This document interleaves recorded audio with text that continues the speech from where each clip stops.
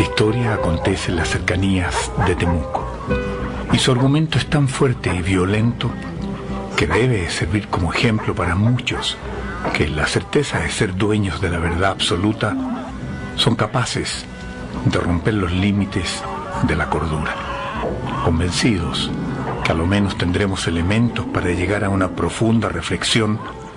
Nos abocamos a llevar este drama hasta sus hogares. Don Antonio ya está en el otoño de su existencia. Hace muchos años enviudó y hoy solo tiene fuerzas para dejar a sus 3 hijos, un hombre y 2 mujeres, con el producto de lo que fue su trabajo en el campo durante toda su vida. 15 hectáreas de una tierra fértil no es mucho, pero tampoco es nada despreciable cuando, con el beneficio de ella, él alimentó, crió y educó a su familia. Si todos sus hijos, Julio, Silvia y Fanny, a un almuerzo familiar donde les daría la noticia que él en vida les entregaría parte de su terreno para que lo trabajaran en su beneficio personal. La verdad, hijos, les señaló, me he dado cuenta que mis fuerzas ya no son las mismas y creo que es hora de delegar responsabilidades en el campo a todos ustedes. Los 3 hijos se miraron sorprendidos, no solo por el valor de la herencia que les estaba traspasando, sino porque temían que su padre estuviera enfermo y ellos desconocieran esa información. Yo creo que ustedes están lo suficientemente capaces para administrar las tierras y me gustaría ver cómo lo hacen y en qué puedo ayudarle. Por eso deseo que a partir de ahora cada uno de ustedes se haga responsable de las hectáreas que les voy a transferir. La propuesta de don Antonio sorprendió a estos hermanos, ya que si bien siempre lo acompañaron en el trabajo, ellos esperaban que él muriera para recién tomar las riendas de su fundo. Quiero, mientras yo viva, repartirles más o menos unas 3 hectáreas a cada uno, para que así trabajen y construyan sus casas en estas tierras, que serán legalmente de ustedes. Cuando estire la pata, comentó con humor don Antonio, podrán dividirse el resto de las tierras. Cada uno de los hermanos asumió aquella herencia con una íntima satisfacción y con la promesa de demostrarle a su padre todo lo que habían aprendido.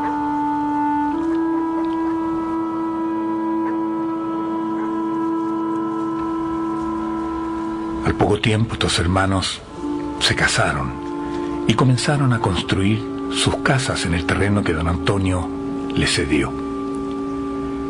En cuanto a herencia se refiere, estos hijos recibieron también de sus padres su religión. Ellos pertenecían al Ejército Evangélico de Chile y una vez por semana acudían al culto.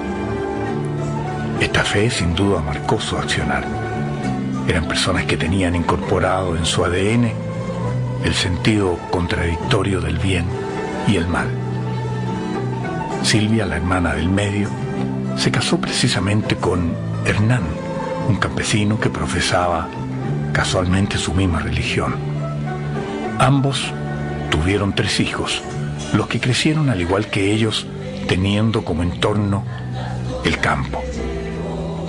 Sus 3 hijos, Hernancito, Doris y Karina, asumieron también esta herencia religiosa y acompañaban a sus padres y al resto de la familia en las oraciones del fin de semana.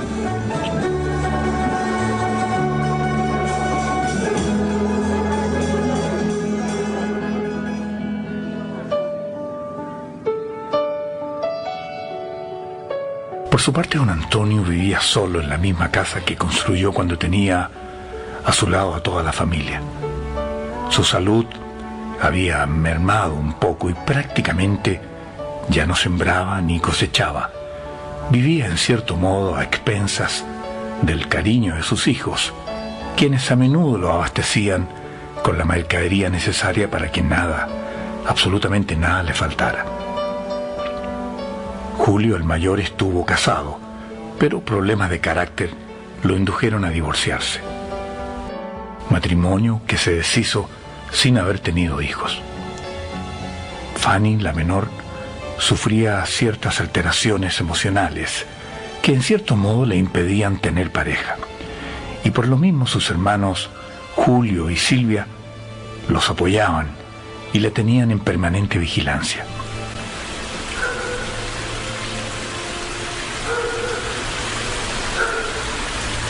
El invierno es crudo en esta zona.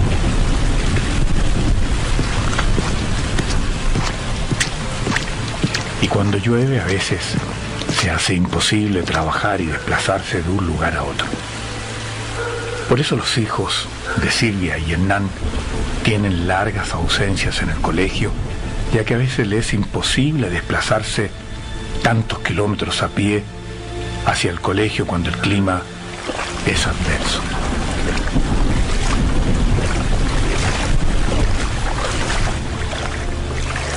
Hernancito es un niño tranquilo, muy juguetón y respetuoso con sus hermanos menores. A menudo es él quien los cuida cuando su padre trabaja y su madre debe ausentarse de casa. Fue incorporado a la iglesia evangélica tempranamente y a pesar de lo pequeño que es, profesa una auténtica y poderosa fe, al punto que cada cierto tiempo, al igual que los adultos, accede a dar su testimonio bíblico en público. Es el más cariñoso con su abuelo y a menudo lo va a visitar, ya que a medida que el tiempo pasa, la salud de este hombre se va deteriorando ostensiblemente.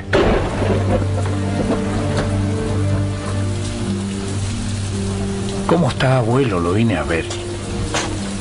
Hernancito, pensé que estabas en el colegio. Pasa, pasa. Que está haciendo frío. Le traje esto, abuelo, dijo el niño entregándole un pan amasado. ¿Lo mandó la Silvia? No, lo hice yo. Y yo también lo puse al horno con el resto del pan que hace mi mamá, aclaró el pequeño. Tiene chicharrones, como a ti te gustan, abuelo. Ay, gracias, hijo. Pasa, pasa y ponte al lado del brasero. Vienes todo mojado.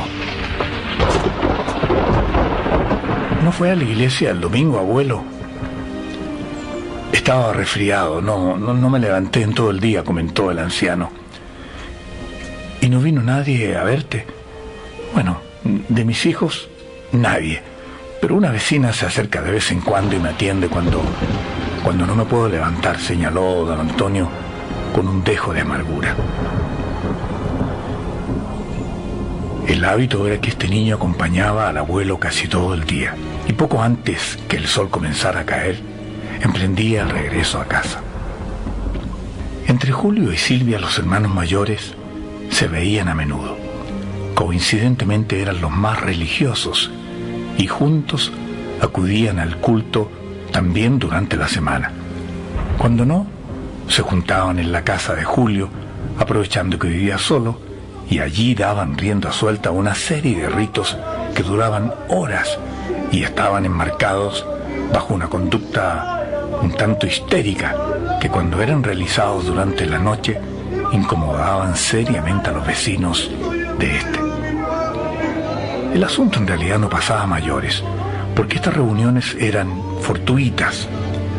En ellas participaban preferentemente estos dos hermanos, Julio y Carmen.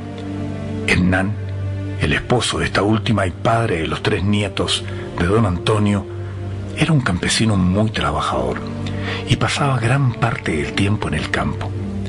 Muchas veces, cuando su hijo Hernancito no asistía al colegio, se hacía acompañar por él, de modo que estaba ausente de esta conducta casi fundamentalista de su esposa y de su cuñado.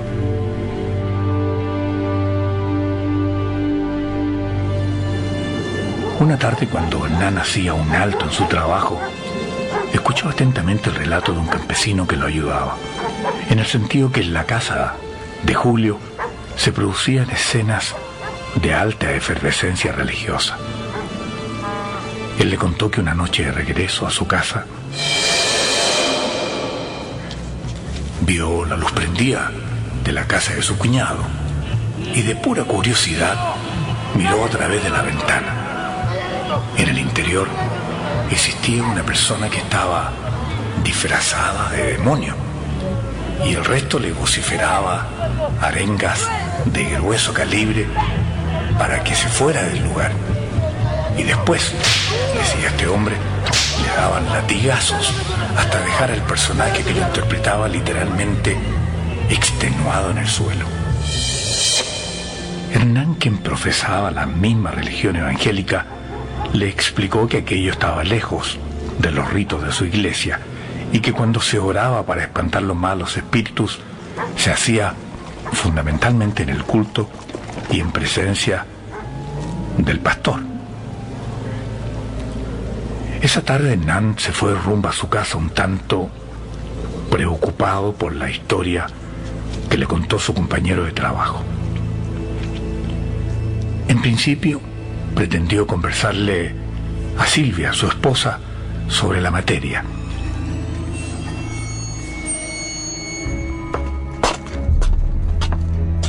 Pero por temor a ser mal interpretado, dejó el asunto para otra ocasión.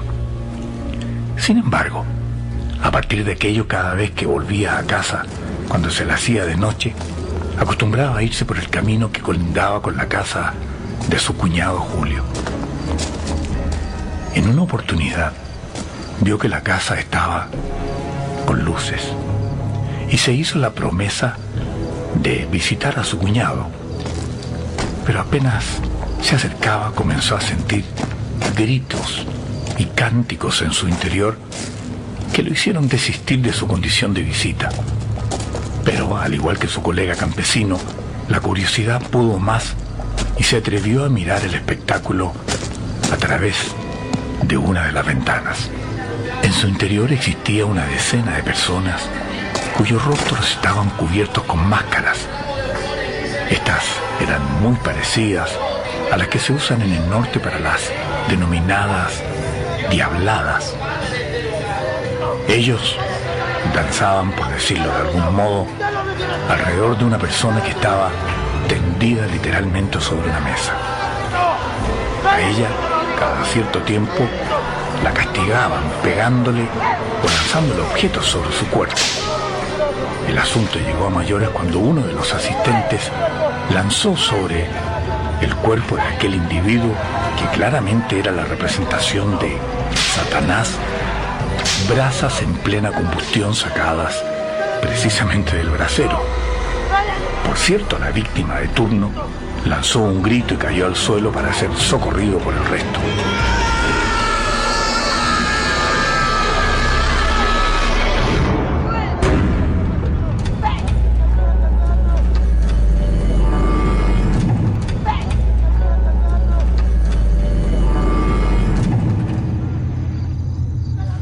Alguien del grupo pidió agua helada, la que había que sacar desde el exterior, hecho que sirvió de aviso para que Hernán, quien estaba asomado por la ventana, huyera del lugar sin ser visto.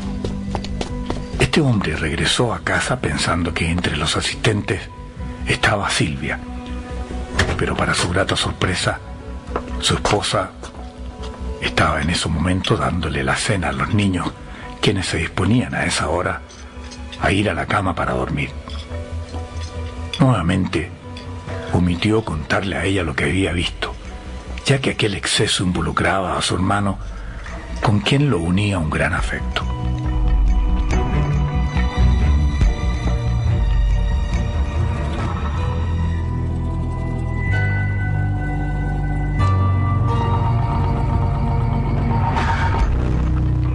Don Antonio por esos días tuvo una recaída de su resfriado, solo que esta vez esa crisis lo tuvo al borde de la muerte. Los tres hijos llegaron a socorrerlo, pero con cierta tardanza, ya que Beatriz, una vecina muy católica, se había encargado del anciano y había logrado incluso estabilizarlo. Precisamente los hijos de don Antonio llegaron justo cuando esta mujer oraba en los márgenes de su fe sobre la cama de don Antonio, quien en aquel instante ya dormía en forma plácida. Apenas los tres hijos llegaron, Beatriz les contó a ellos la serie de acontecimientos que llevaron al anciano a esta crisis, y por cierto dejó en evidencia de que no haber sido por su oportuno concurso y oración, la vida de su padre pudo haber culminado en un verdadero drama. Luego de aquel reporte, ella abandonó la casa de don Antonio ante la consternación de sus hijos, que vieron en aquella mujer una suerte de bruja que se interponía en su camino. Este diagnóstico lo avalaron más aún al día siguiente, cuando el abuelo volvió a sentirse mal, al punto que Silvia y Julio llegaron a pensar que su padre de aquello no salía.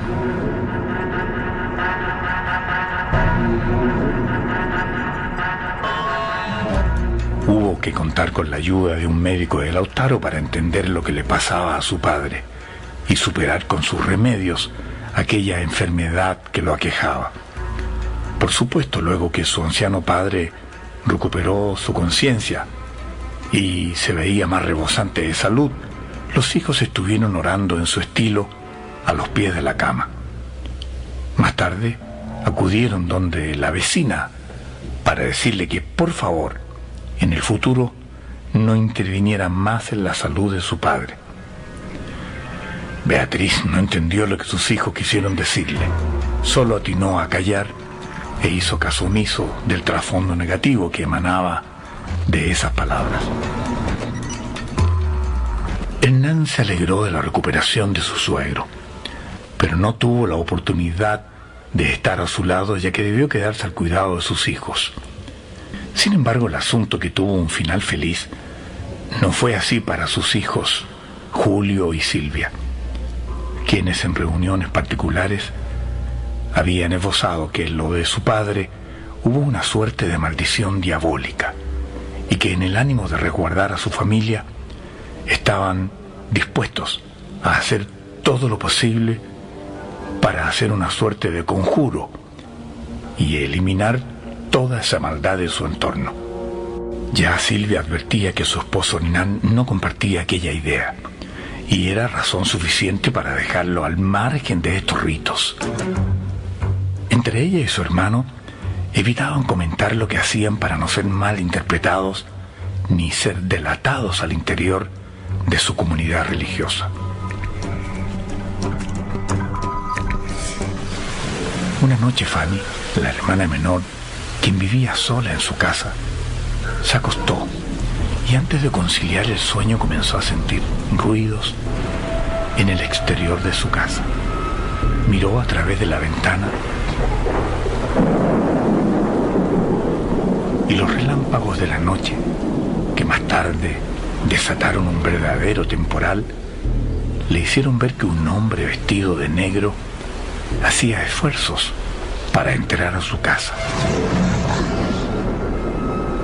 Ella cerró con seguro todas las entradas posibles, pero esa imagen monstruosa para ella rompió una de las ventanas y accedió al interior. Ese sujeto completamente oscuro, que no dejaba ver su rostro, la atacó.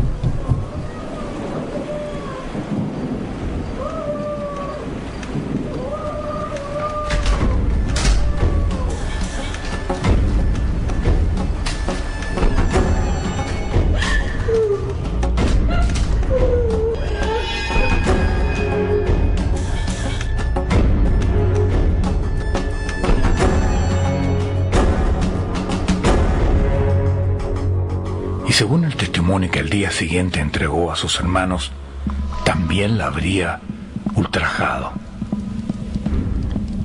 El comentario al fragor del brasero ante la imagen victimizada de Fanny, quien permanecía en cama, hablaba, según Julio y Silvia, de la presencia inequívoca del demonio en su cuerpo. Estos dos hermanos, de regreso a casa, se convencieron de aquello y trataron de salir a su encuentro, ojalá, según ellos, antes que por su inoperancia y atraso la presencia del mal cobrara vidas. En aquel momento su padre y su hermana estaban lamentablemente en la lista. Una reunión en la casa de Julio, a la que asistieron algunos del grupo que habitualmente se gustaba allí, hicieron un consejo y concordaron que efectivamente había que actuar con prontitud y que lo primero que tendrían que hacer era descubrir en qué ser más cercano Satanás había invadido su cuerpo y operaba camuflado tras esa imagen de ser humano común y corriente. Sin duda, Beatriz, la vecina de don Antonio, fue la que en principio reunió las primeras miradas acusatorias. Había que actuar con sigilo, con cautela, pero también con mucha rapidez.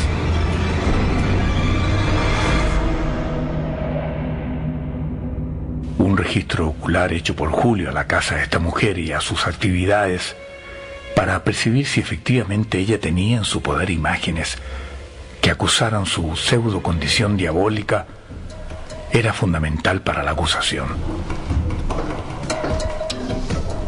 Como no hubo gestos ni actitudes que culparan a esta mujer, Julio entró a su casa una tarde que ella salió de compras. La idea, sin duda, era encontrar en su dormitorio imágenes y detalles que hablaran de una suerte de culto al diablo. Pero este hombre no encontró nada de aquello, de modo que fue descartada de inmediato. La reunión con su hermana Silvia fue muy decidora.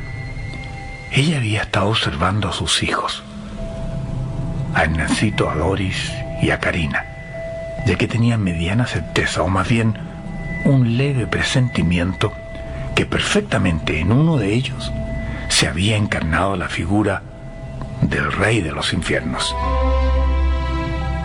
Julio sabía que luchaban contra el tiempo y los alcances de su hermana le hicieron sentido. Esa tarde fueron las niñas las que se sondearon mientras jugaban, con el propósito de ver en ellas conductas erráticas e impropias de los infantes. Pero ninguna de las pequeñas, que van a clases en la mañana, presentó alteraciones que le hicieran pensar a su madre y a su tío que su cuerpo estaba invadido por algún ser extraño. Hernancito no pudo ser escaneado, ya que se encontraba en la escuela y llegaba a punto del anochecer. En casa de Julio, estos dos hermanos, absolutamente convencidos que sus pasos estaban debidamente orientados, comenzaron a ver videos extraños para su hábitat. Ellos arrendaron películas de terror y fundamentalmente de vampiros. Seguramente pensaban que con ello adelantaban trabajo, ya que de encontrar a alguien en las condiciones que esperaban, debían proceder con premura, pero también con procedimientos acordes para aplicar a esta eventual víctima. En eso estos hermanos se pasaron muchas tardes. Por cierto, Hernán, el esposo de Carmen, estaba lejos de estos planes y solo se encargaba de trabajar el campo. Él sabía que su suegro no estaba bien de salud y que su hermana se encontraba con trastornos mentales, producto de un ataque a mansalva provocado, según su mujer y su cuñado, por una fuerza extraña y diabólica. Sin embargo, este hombre desconocía en rigor que algo muy terrible estaba a punto de suceder en su entorno. Durante la tarde, cuando los tres hijos de Silvia estaban de regreso en casa, ellos se pusieron a jugar como lo hacen habitualmente en las afueras, en el patio. Ella y su hermano Julio tenían la misión de observarlos desde la ventana, buscando ese detalle, esa evidencia que delatara a la posible víctima. En eso estaban cuando, ambos hicieron foco en una particular actitud que Hernancito hacía a sus hermanas que compartían juego con él. La mirada de este pequeño a Doris y a Karina, según ellos, era de especial profundidad y estaba lejos de corresponder a un niño.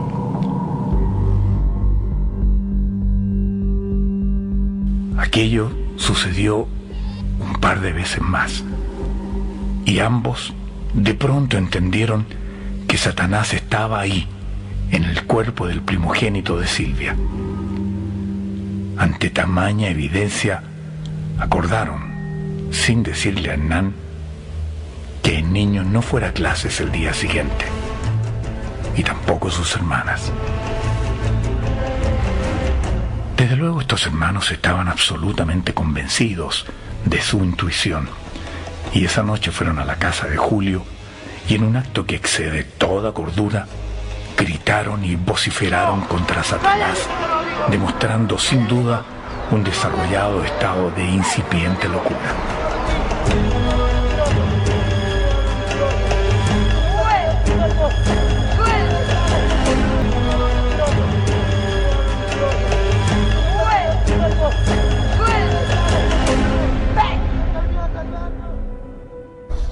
Al día siguiente, Hernán, el padre de los niños, se levantó temprano, como de costumbre, y luego de desayunar, se despidió de su familia. Estaba tan consumido en unas hortalizas que debía entregar, que no hizo cuestión del por qué sus hijos aún no se habían ido a la escuela. Los niños tampoco le dijeron que su madre había decidido no mandarlos a clases esa mañana, ya que pensaban ciertamente que el acuerdo lo habían tomado ambos padres. El asunto comenzó a tomar un cariz distinto cuando Hernancito fue conminado por su madre y su tío al comedor, donde ellos le explicaron que de acuerdo a sus credos, él había sido el elegido para mediar en la salud de su tía y de su abuelo. El pequeño en realidad no entendió mucho, ni preguntó demasiado. Se prestó sin oponer resistencia a lo que viniera, sobre todo si se trataba de aportar algún beneficio a su abuelo querido. Lo que este niño ignoraba era que sería sometido a una serie de ritos que superaban toda lógica. Era un día particularmente nublado, de mucho frío. No sería extraño que de pronto se pusiera a llover. En este entorno climático, Hernancito fue despojado de sus ropas y cubierto, escuchen bien, por una sábana negra que Julio había comprado, en la certeza que de esta forma lo que ellos harían tenía más sentido y cumpliría a cabalidad el efecto que ellos íntimamente esperaban. Cuando la vestimenta estuvo lista, Hernancito fue puesto sobre la mesa del comedor, que estaba completamente despejada para la ocasión, y el tío lo tomó en brazos para acostarlo literalmente sobre ella. El niño, acostumbrado a asistir desde muy temprano al culto, no presentó en ese instante ninguna cuota de extrañeza ni menos miedo por lo que estaban haciendo con él. Su cabeza quedó sobre una almohada también oscura y se le pidió que mientras durara este rito, él permaneciera sin hablar y en lo posible quieto. En las cuatro puntas de la mesa y también a ambos costados, estos hermanos pusieron 6 velas, las que encendieron tempranamente. La escena era muy parecida a un velorio campestre o folclórico, solo que en esta ocasión, en vez de un muerto, había un niño vivo que aún no superaba los 10 años de edad.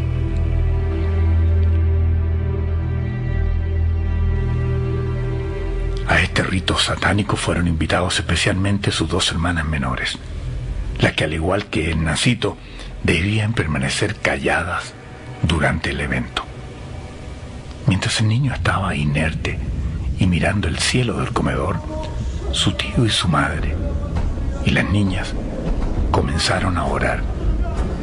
Después de aquello, tanto Julio como Silvia comenzaron una alegoría de cantos religiosos, los que terminaron en plegarias para que Satanás comenzara a abandonar el cuerpo de ese menor.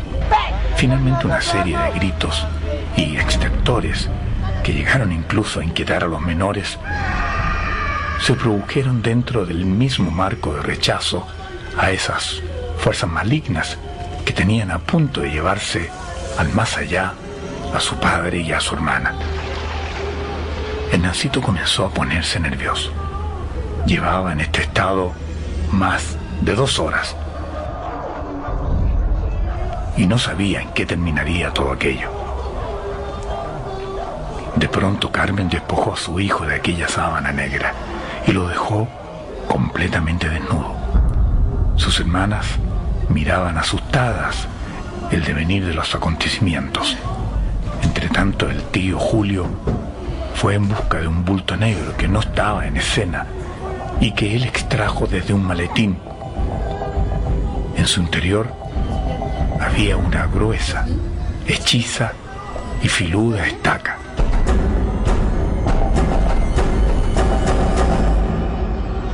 Y un martillo.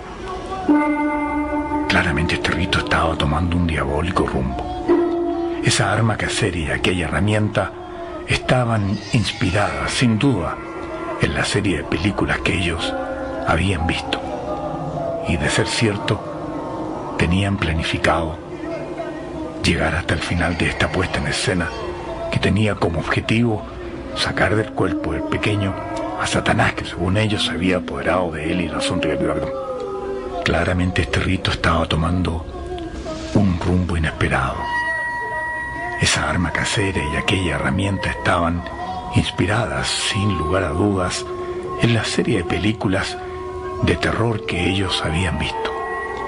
Y de ser cierto, ellos tenían planificado llegar hasta el final.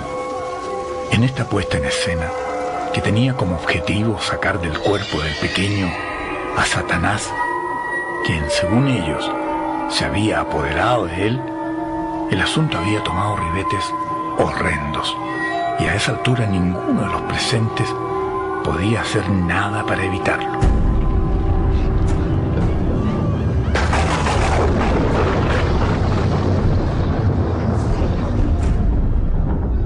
De pronto, el cielo pareció roncar, y entre truenos y relámpagos se dejó caer una lluvia que le daba un cariz aún más tenebroso a este proceso.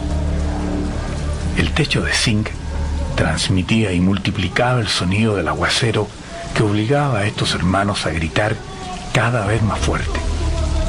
Fue Julio el que se sintió con derecho a culminar este acto que eliminaría, según ellos, para siempre a ese ser extraño que estaba habitando en el cuerpo de su sobrino. El tío tomó con su mano izquierda la estaca, la puso a la altura del corazón del niño, el que se inquietó al ver lo que pensaban hacer con él, pero fue calmado por su propia madre. Ella lo instó a cerrar los ojos y a confiar plenamente en lo que estaban haciendo, para que de este modo se salvaran su abuela y su tío. El pequeño inocente obedeció de inmediato y cerró sus ojitos.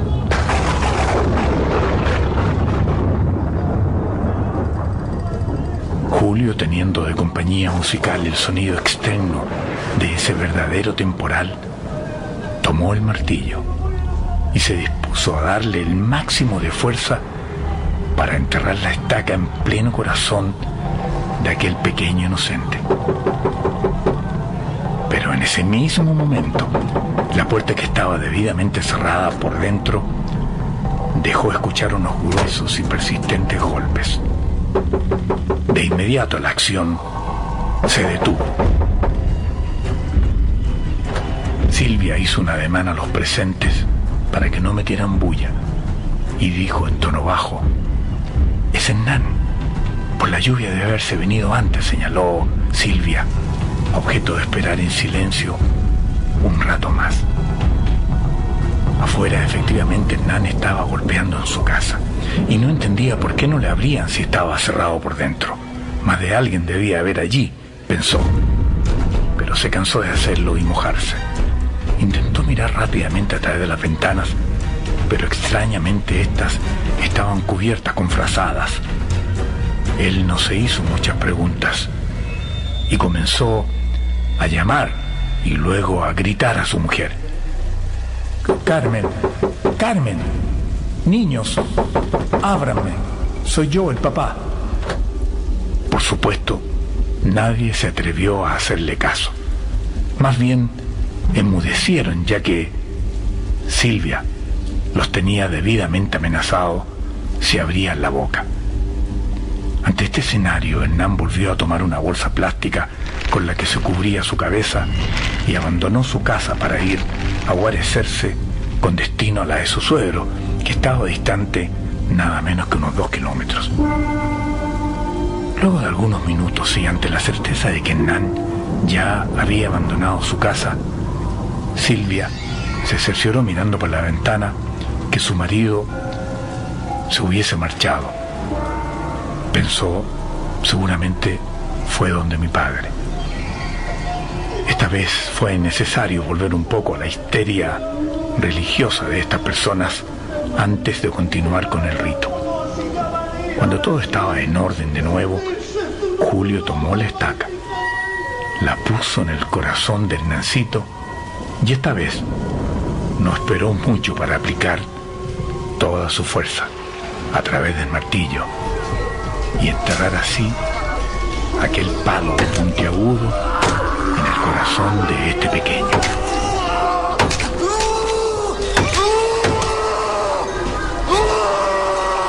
Se escuchó de parte de él un quejido inolvidable. Las hermanas tuvieron que arrinconarse en la pared para no recibir las manchas de sangre que salpicaron cuando esta estaca se introducía en el cuerpo de su hermano. Acto seguido, la situación quedó como congelada. Las niñas se miraban entre sí temerosas, en tanto que su madre y su tío comenzaron a orar insistentemente al borde de la mesa. Pasaron en esto más de 3 horas, en la certeza de que pronto, muy pronto, el niño, que aún sangraba de su corazón, resucitara, ya limpio de alma y de cuerpo, y literalmente de este modo volviera a nacer como un ser íntegramente nuevo. Las niñas se quedaron dormidas y fueron llevadas hasta su dormitorio, en tanto que Silvia y Julio se quedaron casi hasta el amanecer esperando el milagro, que no solo tardó en llegar, sino más bien el milagro que nunca llegó a producirse. Silvia se acercó a su hijo y lo instó a que despertara. Luego golpeó su rostro levemente para ayudarlo a abrir sus ojos y finalmente le gritó para que lo hiciera. Pero el cuerpo inerte, mejor dicho, el cadáver del Hernancito, no presentó ninguna reacción. El pequeño había sido literalmente asesinado por su madre y su tío. Desde luego, dejó de existir a los segundos que este último le enterró esa estaca hechiza en su corazón. Él no pudo evitar esa verdadera masacre en su contra.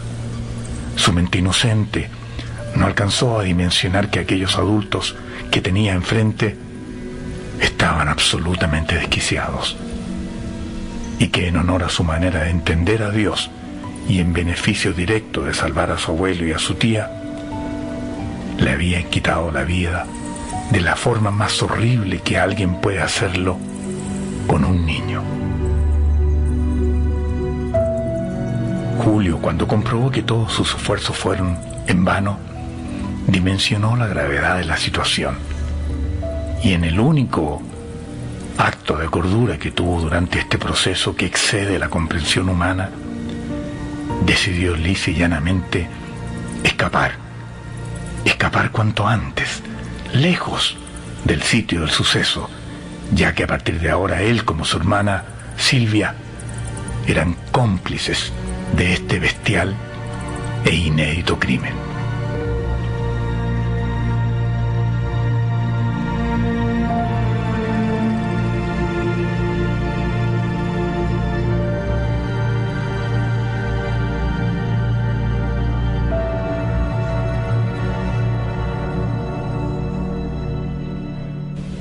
Al día siguiente, Hernán, el esposo de Carmen, quien se quedó donde su suegro, se levantó y fue de inmediato a su casa. Pero para su sorpresa allí no había nadie. Solo se mantenía sobre la mesa el cadáver de su hijo regalón, al que como acto reflejo tomó en sus brazos y al comprobar que lo habían matado, se puso a llorar sin entender qué había sucedido exactamente. Supuso, por cierto, que en esto estaba metido su propia esposa y su cuñado. Así se lo hizo saber a Carabineros cuando llegó al lugar y tomó cartas en el caso. Estos hermanos, fidelizados y mentalizados por su religión, llegaron a estos excesos convertidos en verdaderos fundamentalistas y abusando del poder que tienen los adultos sobre los niños y, lo que es peor, sobre sus hijos, llevaron a cabo un delito que no tiene precedentes y que solo es posible en mentes que por alguna razón llegan a entender que de un momento a otro son dueños de la verdad absoluta. Estos dos hermanos debieron más tarde comparecer ante la justicia y fueron condenados: Silvia a 2 años y 1 día de prisión y Julio a 5 años. El juez entendió que ambos habían actuado bajo un estado de locura temporal debido al entendimiento obsesivo de los parámetros de su religión, y esta figura le redujo ostensiblemente la condena. Mientras ellos cumplían sentencia en la cárcel, su padre murió y su hermana menor continuó con los trastornos mentales, los que se han ido agudizando con el tiempo al punto que hoy ella no tiene conciencia de lo que sucedió.